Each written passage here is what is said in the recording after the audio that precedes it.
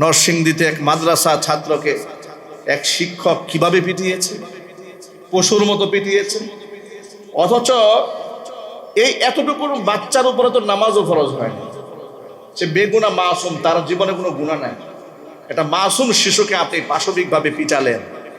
ইসলামী যদি শরিয়া এই দেশে কায়েম থাকতো এই দেশে, তাহলে যতগুলো আঘাত সে শিশুকে করেছে ঠিক ততগুলো ব্যাট এই শিক্ষককে দেওয়া ওয়াজিব হয়ে যেত। 7 বছরের আগে বাচ্চাদেরকে নামাজের নির্দেশ দেওয়া হয় না ইসলামে। কল্পনা করা যায় যে বাচ্চাদের প্রতি ইসলামের দিক নির্দেশনা কতটা সফট।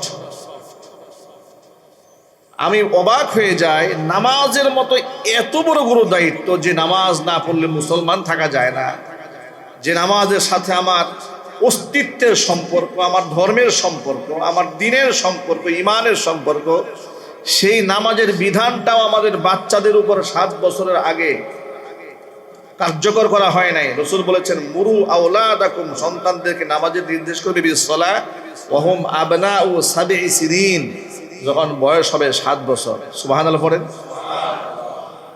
অথচ আমরা ছোট্ট বাচ্চাদেরকে 4 বছর বয়সে স্কুলে পাঠিয়ে দিচ্ছি, মাদ্রাসায় পাঠিয়ে দিচ্ছি। আবার এই সমস্ত বাচ্চারা পড়াশোনায় একটু ভুল করলে অনেক শিক্ষকরা এদেরকে পাশবিক নির্যাতন করে। ঠিক না জুড়ে বলুন? এতটুকুন বাচ্চাকে কিভাবে প্রহার করে, কিভাবে পেটায়। ওই যে গত 2 দিন আগে দেখেছেন না, নরসিংদীতে এক মাদ্রাসা ছাত্রকে এক শিক্ষক কিভাবে পিটিয়েছে, পশুর মতো পিটিয়েছে। অথচ এই এতটুকু বাচ্চার উপরে তো নামাজও ফরজ হয় না। সে বেগুনা মাসুম, তার জীবনে কোনো গুনাহ নাই। এটা মাসুম শিশুকে আপনি পাশবিকভাবে পিটালেন। ইসলামী যদি শরিয়া এই দেশে কায়েম থাকতো এই দেশে, তাহলে যতগুলো আঘাত সে শিশুকে করেছে ঠিক ততগুলো ব্যাট এই শিক্ষককে দেওয়া ওয়াজিব হয়ে যেত। ঠিক কিনা বলেন? আমার দেশে তো বিচার হয়, এই শিশু বাচ্চাকে মেরেছে। এই ধরনের টর্চার শুধু মাদ্রাসায় নয়। গতকালকে আপনারা সংবাদ মাধ্যমে দেখছেন, নড়াইলে এক শিক্ষার্থীকে স্কুলের শিক্ষিকা, হিন্দু টিচার পিটিয়েছে, বেধড়ক পিটিয়েছে, একদম রক্তাক্ত করে দিয়েছে পিটিয়ে। এর মানে এই ধরনের শিশু নির্যাতন, ছাত্রদের উপর টর্চার, এটা শুধু মাদ্রাসায় হয়, যেটা প্রচার করা হয় বিষয়টি তা নয়। এই ধরনের পশু বাংলাদেশের বহু শিক্ষাঙ্গনে আছে, কিন্তু এর একটা কঠিন বিচার হওয়া উচিত। ঠিক কিনা বলেন? আল্লাহ পাক রাষ্ট্রের দায়িত্বশীলদেরকে দায়িত্ব পালন করার তৌফিক দান করেন। আমার সন্তানকে 7 বছর আগে আমাকে নামাজের ব্যাপারে এত বড় গুরুত্বপূর্ণ দায়িত্ব, যে নামাজ সেখানে বলতে বলা হয় না। এমনকি আপনি শুনে অবাক হয়ে যাবেন, আমাদের বাচ্চারা নামাজরত অবস্থায় মাঝে মাঝে আমাদেরকে ডিস্টার্ব দেয়, তাই না ভাই? বাসায় সুন্নতে দাঁড়িয়েছেন, দেখবেন বাচ্চা সিজদায় গিয়েছেন, আমরা কাঁধে উঠে বসছি। আমার তো প্রায় সময় আমার বাচ্চা আছে, ছোট বাচ্চা আছে, ঘরের মধ্যে সিজদায় পড়লেই আমার কাঁধে গিয়ে বসে থাকে। এটা প্রায় সময় করে এরা। তো আমার একটা হাদিস মনে পড়ে, আমাদের মসজিদগুলোতে দেখবেন ছোট্ট বাচ্চারা মসজিদে আসলে একটু দৌড় দিলে অনেক মুরব্বীরা এত রাগ হয় বাচ্চার উপরে, একেবারে রাগে গুসায় খুবে ফুঁসে ওঠে, পারে না তো এই বাচ্চাকে ঝিল দিয়ে বাহিরে ফেলে দেয়। এরকম মুরব্বী আছে না নাই? এর জুড়ে বলেন।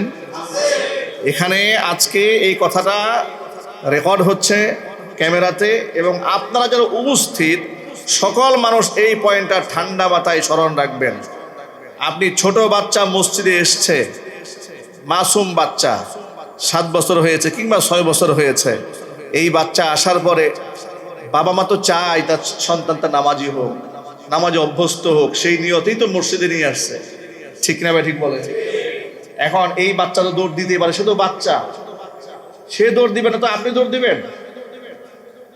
ও যে বয়সে মসজিদে আসছে, তা আপনি তো এই বয়সে ল্যাংটা হয়ে পুকুরে ঝাঁপ দিতেন। ঠিক কিনা?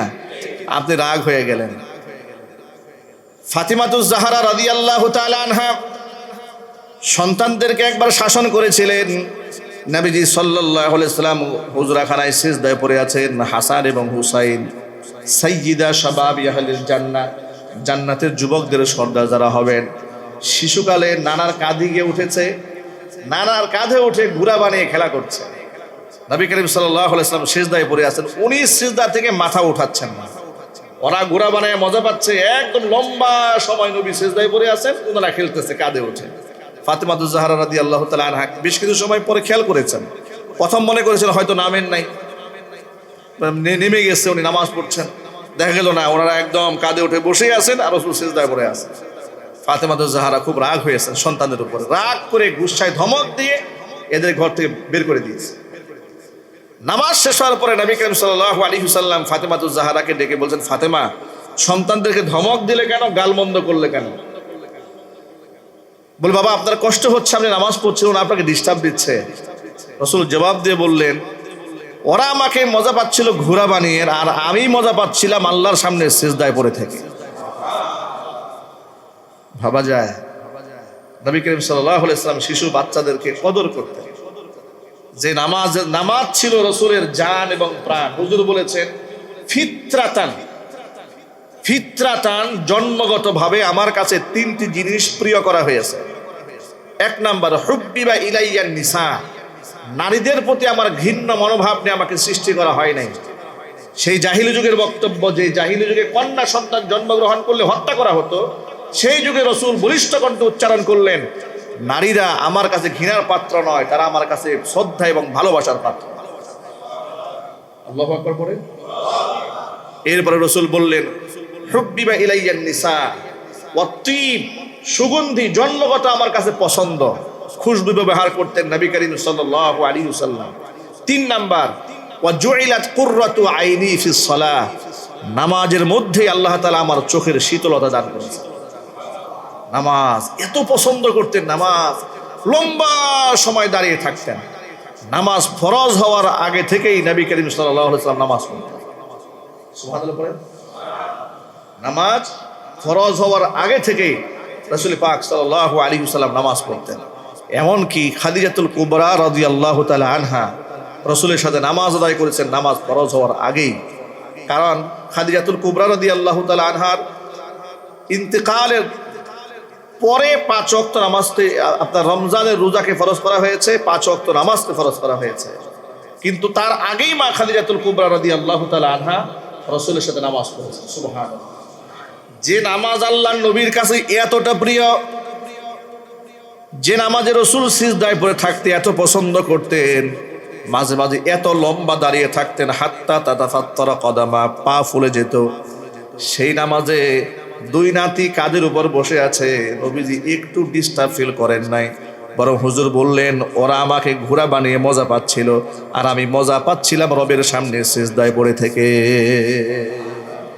শিশুদের সাথে আমাদের আচরণটা কেমন হওয়া উচিত, এখানে আমাদের জন্য শিক্ষা আছে না নাই?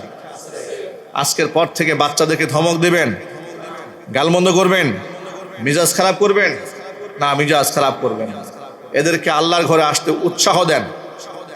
এরা যদি মসজিদমুখী না হয়, এরা তো কিশোর গ্যাং হয়ে যাবে কদিন পরে, ঠিক না বলেন? এদেরকে আল্লাহর ঘরমুখী করেন, আল্লাহমুখী করুন, কোরআনমুখী করুন, পরকাল বুঝান, জান্নাত জাহান্নাম বুঝান, বৈধ অবৈধ বুঝান। বাচ্চারা মিথ্যা কথা বললে আল্লাহর ভয় দেখান, আবার ভালো কাজ করলে সুসংবাদ দেন যে আল্লাহ তোমাকে পুরস্কার দেবেন।